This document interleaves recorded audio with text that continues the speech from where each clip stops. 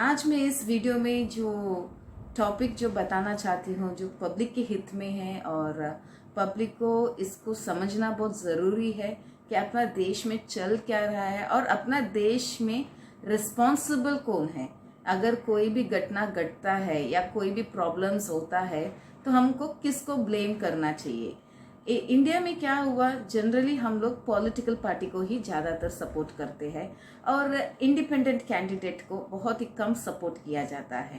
तो पार्टी जब अपना फेस जब बनाता है और अपना एजेंडा जब पब्लिक को देना चाहता है तो करता क्या है, एक सिंगल फेस उसका पॉलिटिकल फेस बनाता है। अगर सपोज एक पार्टी है, पॉलिटिकल पार्टी, तो उसका एक फेस बनाया जाता है कि ये ही आदमी है जो ये पार्टी के लिए है और ये पार्टी को ये ही चलाएगा।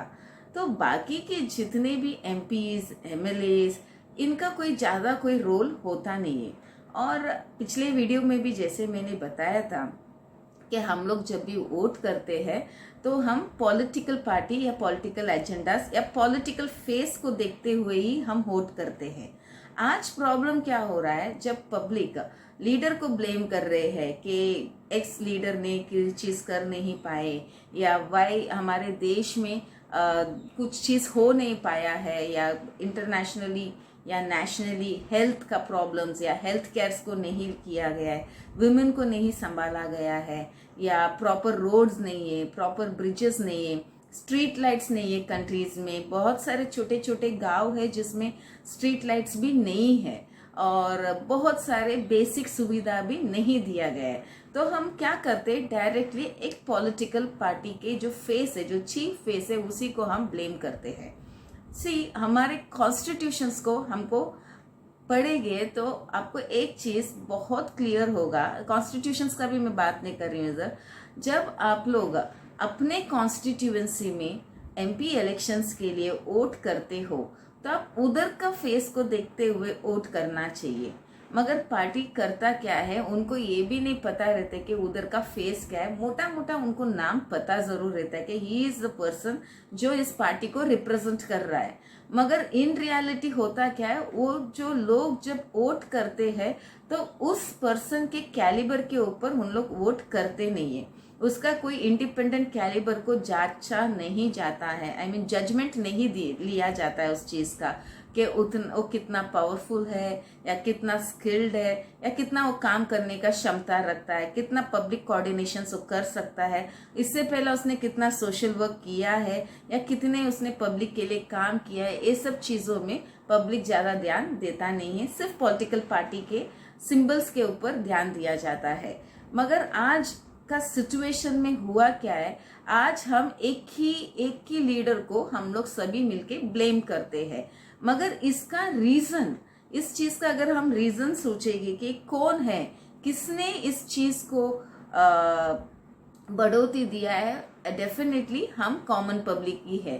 क्योंकि हमारा फर्ज बनता है कि हमारा कॉन्स्टिट्यूएंसी में जो भी आदमी खड़ा था और उसका ही फर्ज है कि उस कॉन्स्टिट्यूएंसी का पूरा प्रॉब्लम संभाले।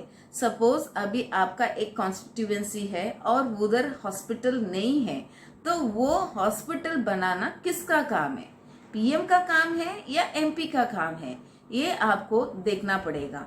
अगर वो एमपी का काम है तो डेफिनेटली पीएम आके नहीं करने वाले हैं।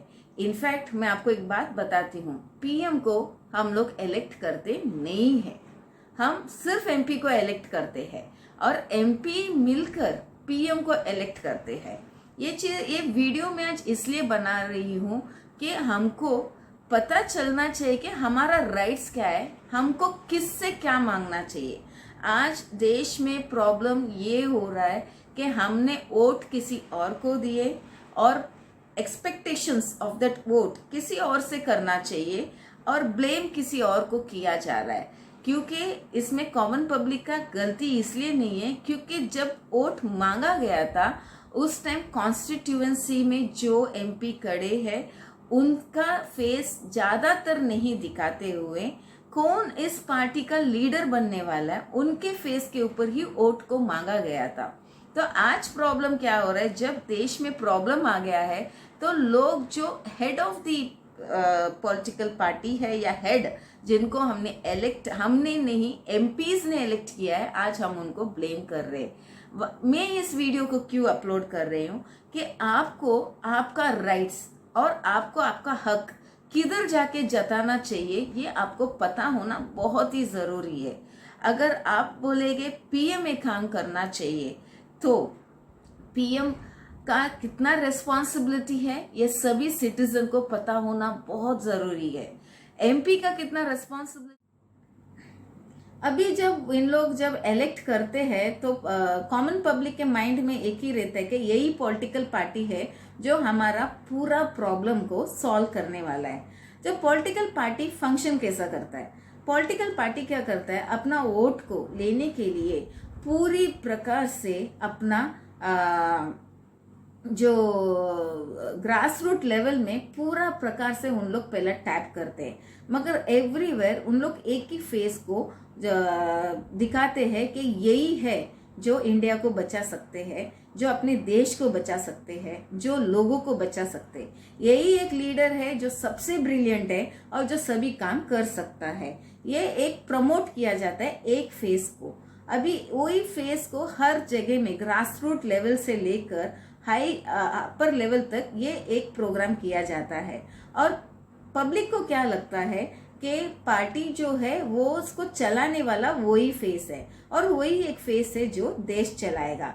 और जो पब्लिक जो है ये जनरली अगर हम देखेंगे तो कंपटीशन जो है 1 to 1 लीडर के बीच में रहता है, मगर बाबा साहेब अम्बेडकर का कुछ ऐसा कॉन्स्टिट्यूशन में इंटेंशन दिखाई नहीं दे रहा है। उनका ये इंटेंशन है कि हर कॉन्स्टिट्यूएंसी में आप जब एमएलए या एमपी जब इलेक्ट करते हो तो आपका स्टेट में या कॉन्स्टिट्यूएंसी में जो ज़रूरत है आप उन्हीं से आप डिमांड कर सकते हो। फॉर एग्जाम्पल अगर एमपी है तो उनके कॉन्स्टिट्यूएंसी में समझो 5 हॉस्पिटल चाहिए, तो वो जो हॉस्पिटल बना के देने का जिम्मेदारी पीएम का है या एमपी का है ये सभी को पता होना चाहिए। क्योंकि लोग जब वोट करते हैं तो उन लोग एक पीएम फेस को देखते हुए वोट करते हैं और जब वोट करने के टाइम काफ़ी लोगों को ये भी नहीं पता चलता है कि उनके कॉन्स्टिट्यूएंसी में खड़ा कौन है और उनको उस कॉन्स्टिट्यूएंसी में जो भी लीडर खड़ा है उनका कैलिबर, उनका स्किल्स, उनका एजुकेशन ज़्यादा नहीं पता चलता है। उन लोग के माइंड में एक चिन्ह को फ्रेम किया जाता है कि यही एक चिन्ह है जिसको जाके आपको प्रेस करना है और यही चिन्ह है जो अपना देश चला सकता है और ये चिन्ह का जो लीडर है वही एक है जो देश को चला सकता है।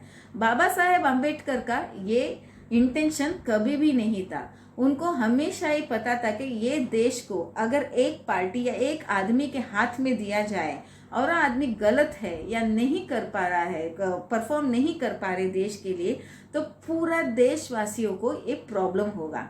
इसीलिए बाबा साहेब अम्बेडकर ने क्या किए थे, उन्होंने constituency to constituency MLA MP का प्रोविजन कॉन्स्टिट्यूशन में बना के दिए ताकि उस कॉन्स्टिट्यूएंसी में जो भी ज़रूरत है वो एमएलए या एमपी आपके लिए बना के दे।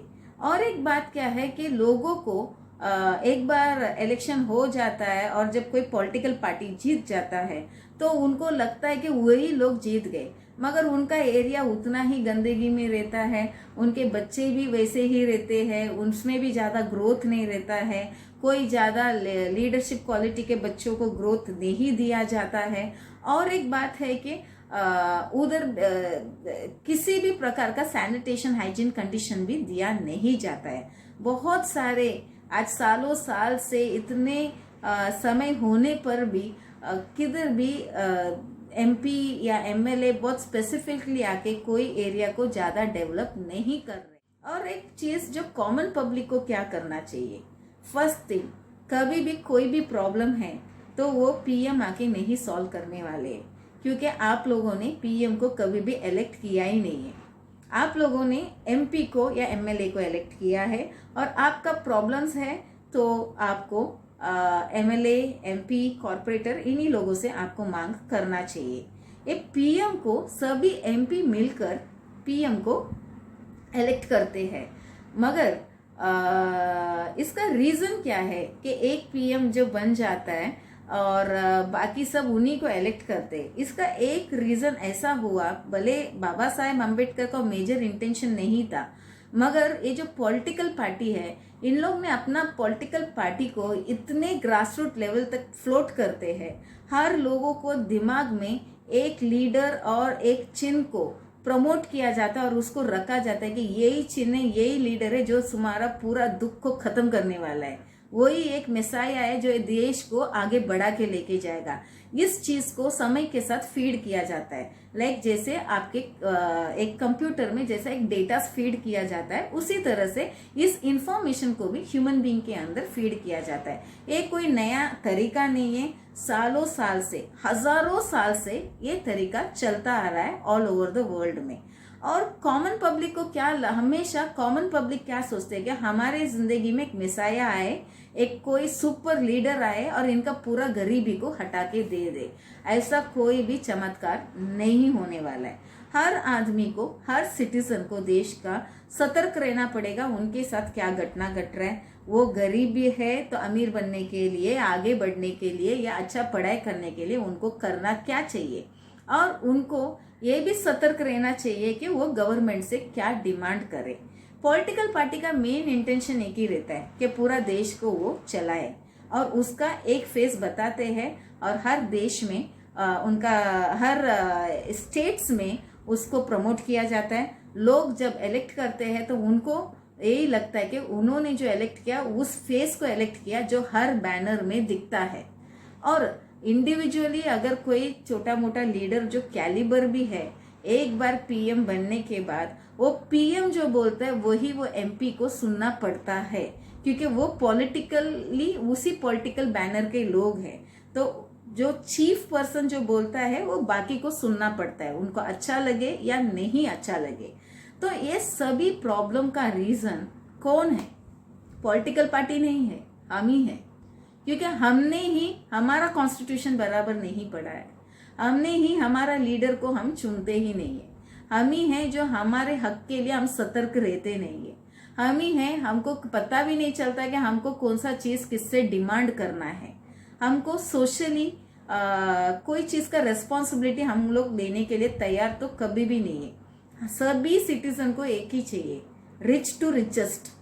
हर आदमी को अमीर से अमीर बनना है और हाईएस्ट लाइफस्टाइल और स्टेटस को अडॉप्ट करना है। वो कैसे भी करे उनको चलेगा, भले सब बोलते हैं हमको सत्य का मार्ग में चलना चाहिए, गॉड ये कर देंगे, बोले वो जैसे भी बात करे, बट स्पेसिफिकली हमारे देश में सबको टॉप टू टॉप रिचनेस चाहिए और टॉप टू टॉप लाइफस्टाइल चाहिए, और उसको उस एडॉप्शन को किसी भी तरह लेने के लिए भी लोग तैयार है।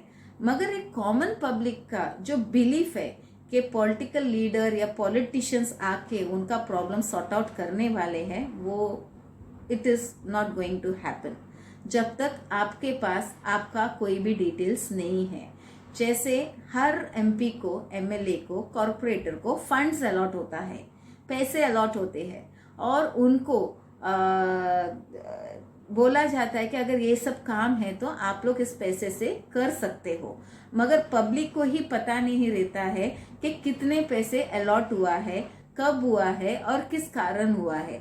और एक पब्लिक का काम है जाके बताए एमपी को, एमएलए को, कॉरपोरेटर को कि क्या क्या आपके एरियाज में ज़रूरत है। स्ट्रीट लाइट का ज़रूरत, इलेक्ट्रिसिटी का ज़रूरत, पाइपलाइन, वाटर पाइपलाइन का ज़रूरत, गैस का ज़रूरत, स्कूल्स का ज़रूरत है, डिस्पेंसरी, क्लिनिक्स का ज़रूरत है, या विमेन एम्पावरमेंट के लिए कोई सही प्रकार का काम नहीं है तो उनको क्या ज़रूरत है, बच्चों के लिए कोई अच्छे स्कूल्स नहीं है हायर लेवल तो उनको क्या ज़रूरत है, लाइब्रेरी का क्या ज़रूरत है, कंप्यूटर का, ये सभी ज़रूरत है। आपको क्या चाहिए फर्स्ट हर आदमी को पता होना चाहिए, मुझे क्या चाहिए, मेरा एरिया को क्या चाहिए, मेरा मोहल्ला को क्या चाहिए, मेरा कम्युनिटी को क्या चाहिए, मेरा कॉन्स्टिट्यूएंसी को क्या चाहिए, ये हर पार्टी, हर आदमी को पता होना ज़रूरी है।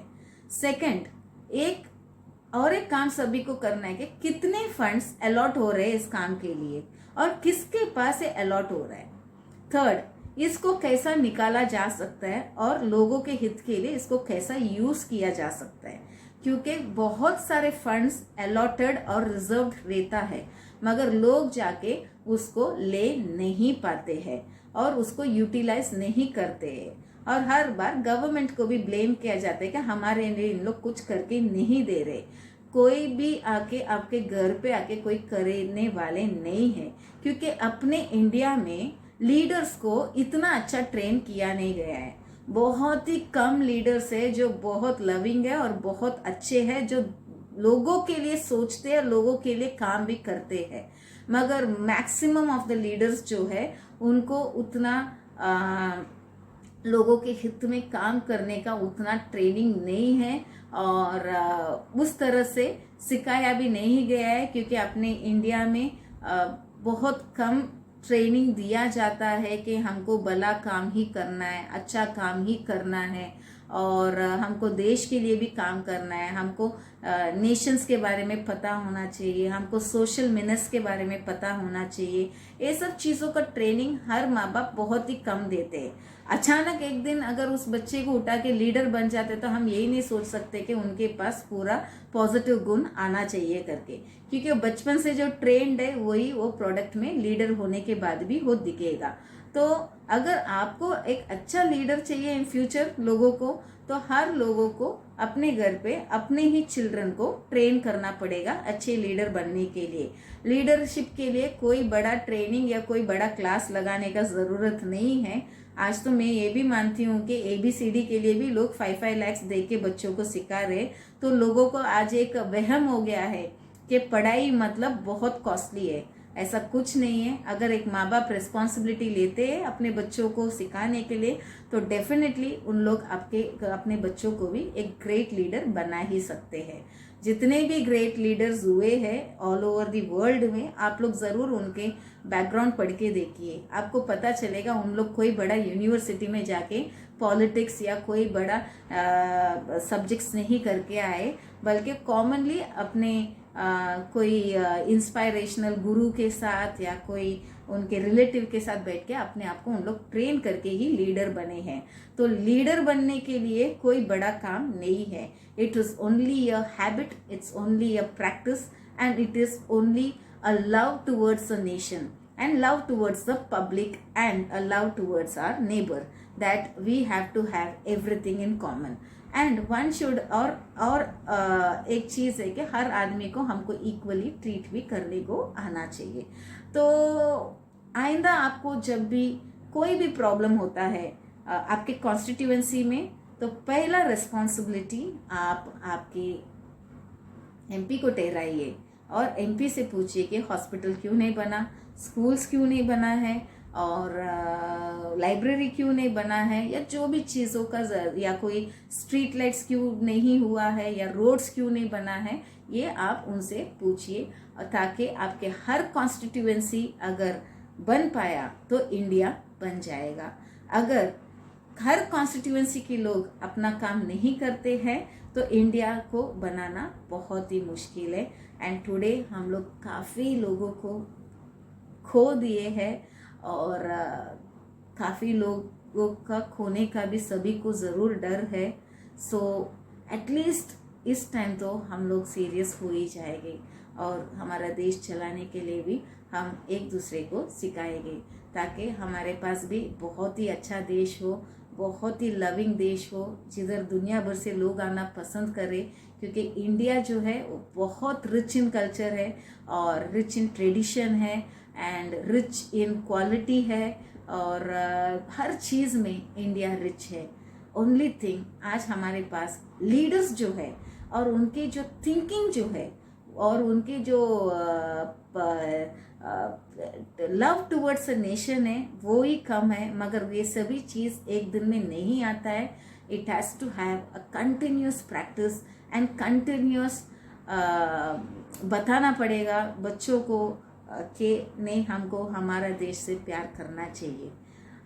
पिछले टाइम जब भी लोगों ने मदद किए तो स्लेवरी से बाहर आके मदद निकाले हमको। इस टाइम हमको बहुत सतर्क रहना पड़ेगा कि हम फिर से गुलामी में नहीं जाएं। गुलामी मतलब किसी भी प्रकार का गुलामी में हम लोग नहीं जाना चाहिए, और हमारे बच्चों को भी किसी भी प्रकार का गुलामी में हमको नहीं डालना चाहिए। अगर हम लोग नहीं कर पा रहे ये चीज़ हमारे बच्चों के लिए, तो डेफिनेटली हम लोग कोई तो चीज़ गलत कर गए, और हमारे देश, अगर हम गलत देश हमारे बच्चों को छोड़ के जाएंगे तो उन लोग बहुत ज़्यादा सफ़र करेंगे और उन लोग बहुत ही ज़्यादा दुखी रहेंगे। और आप लोग जितने भी इन्वेस्ट करते हो उनके ऊपर, पढ़ाई के लिए, ड्रेसेस के ऊपर, क्वालिफिकेशंस के ऊपर, वो सब आपका इन्वेस्टमेंट भी वेस्ट हो जाएगा। So let's all come together and contribute, और देश के हित के बारे में सोचने के लिए हम चालू करेंगे। Thank you.